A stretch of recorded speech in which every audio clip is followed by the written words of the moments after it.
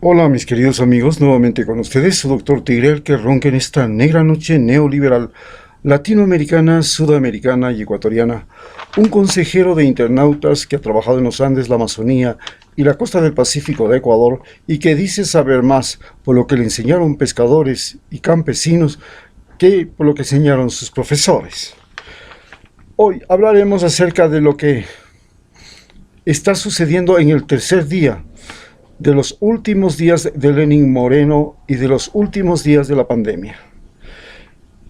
Decimos que son los últimos días de Lenín Moreno porque, en teoría, le quedan solamente 365 días de su gobierno, de los cuales, desde febrero en adelante, solamente será para entregar el gobierno, si es que llega a continuar hasta esos días. Y de aquí, es decir, en los meses de junio, julio, agosto, septiembre, octubre, noviembre, diciembre y hasta enero, serán tiempos de campaña electoral. Por eso, a la pandemia que estamos viviendo, que significa crisis sanitaria, se le suma ahora la crisis económica y la denominada crisis política. La crisis sanitaria, la pandemia, estamos en una fase en la cual comienza ya el periodo de remisión de la enfermedad. Esto lo analizaremos en la siguiente charla, que les contaré cómo marcha el asunto y por qué se está produciendo la remisión y cómo se está produciendo esta remisión.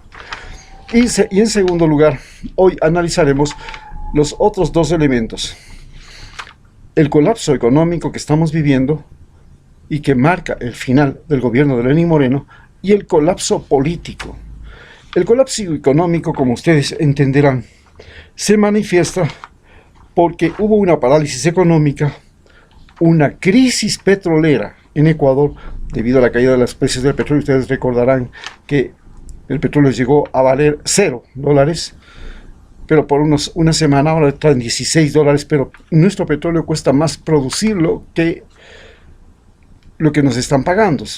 Se estima que por lo menos son entre $20 y $26 lo que cuesta el barril de petróleo, sacarlo desde el subsuelo. La crisis, también tenemos que recordar que estamos viviendo la continuación de una crisis deflacionaria que se produjo porque el gobierno de Lenín Moreno decidió adoptar políticas neoliberales consistentes en la denominada reducción del tamaño del Estado y eliminación de la obra pública. El gobierno de Rafael Correa se sustentaba fundamentalmente en utilizar los recursos del Estado, los impuestos, los productos petroleros, la renegociación de la deuda que hizo, etcétera. Recordemos que también multiplicó muchísimo la recolección de impuestos, que en este país nadie los pagaba. Y con ese dinero él hizo obra pública.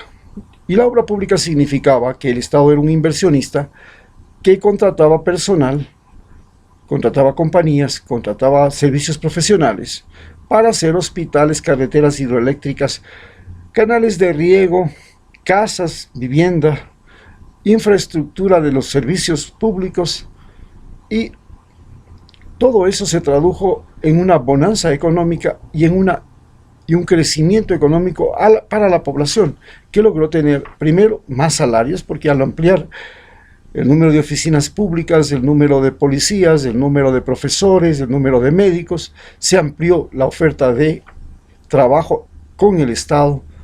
Y esto se llamaba burocracia, le llamaba a la gente, pero este es el término con el cual querían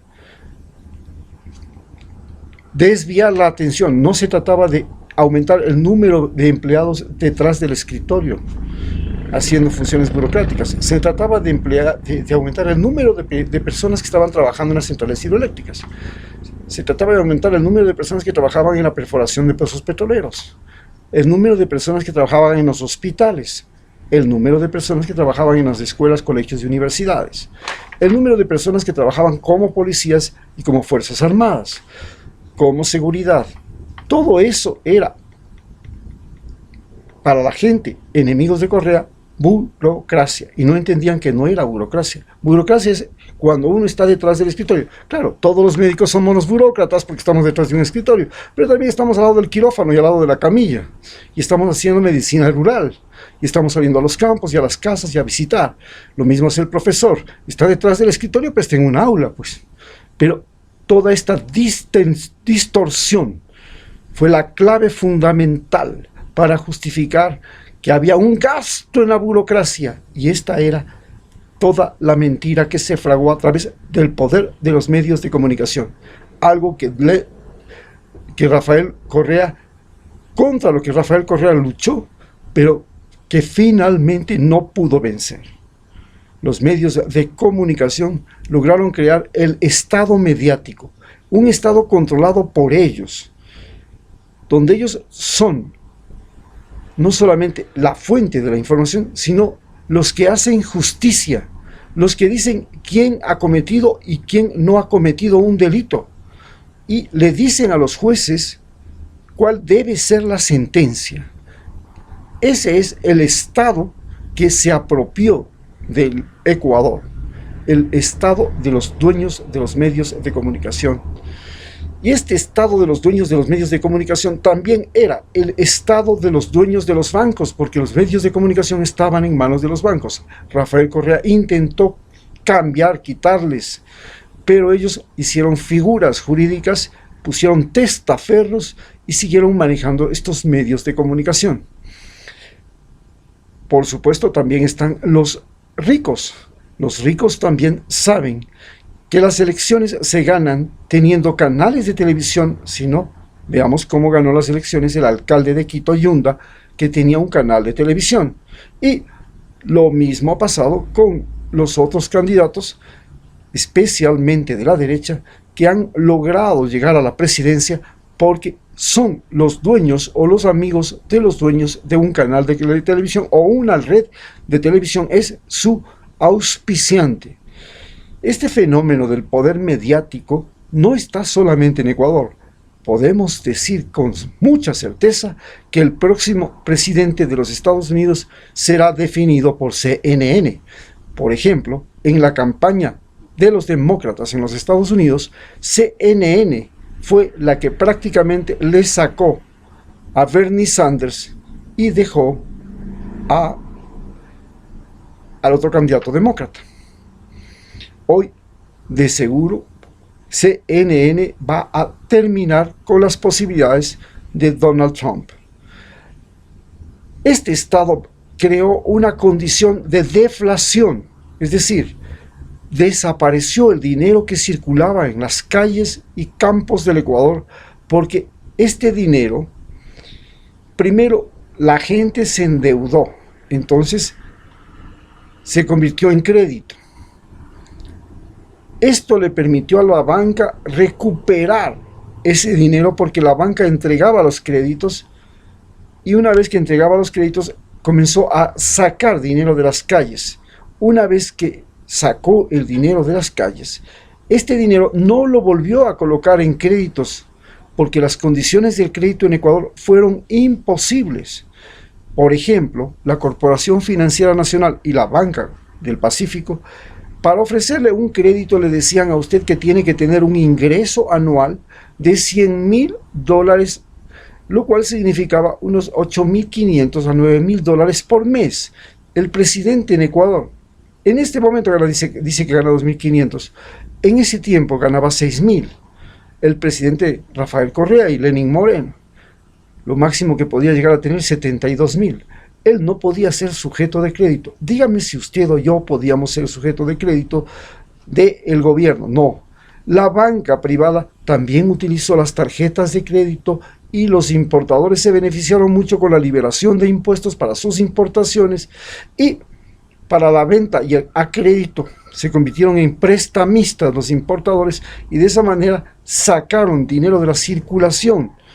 Entonces, al no haber dinero circulante, la gente podía ofrecer comida, podía ofrecer frutas, trabajo, hospedaje, casas y todo, pero no había quien pueda pagar los precios porque no había circulante, no había dinero.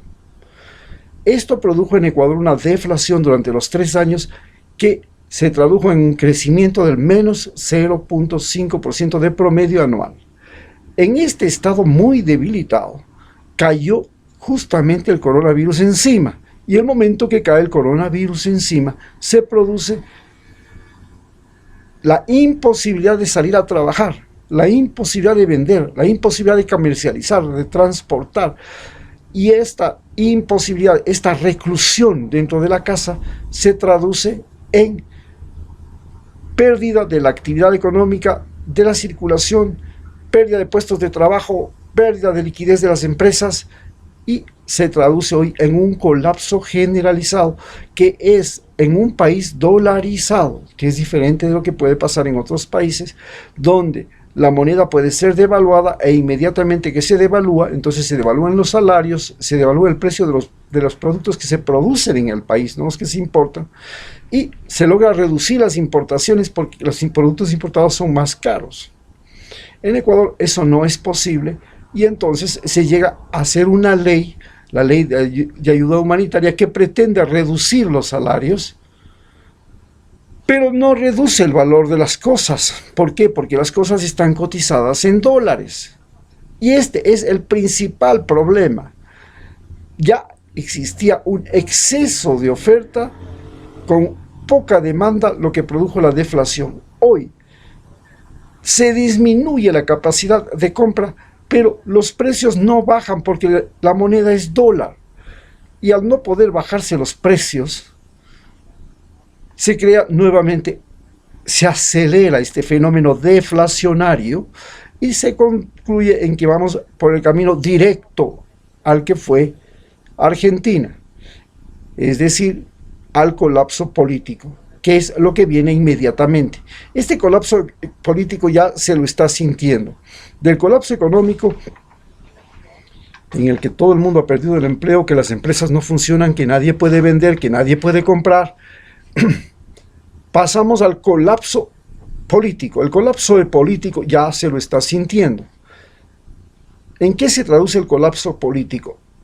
El colapso político se traduce en que los ecuatorianos ya no quieren más a Lenín Moreno, porque es mentiroso, porque es traicionero, porque es hipócrita, porque es ofrecedor, ofrece lo que no tiene, lo que no puede cumplir.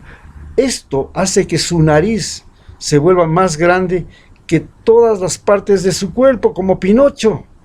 Y esto es lo que estamos viviendo ahora. Las protestas han comenzado a salir, y ahora en la siguiente charla analizaremos cómo se están uniendo todas las fuerzas para crear una coalición antineoliberal.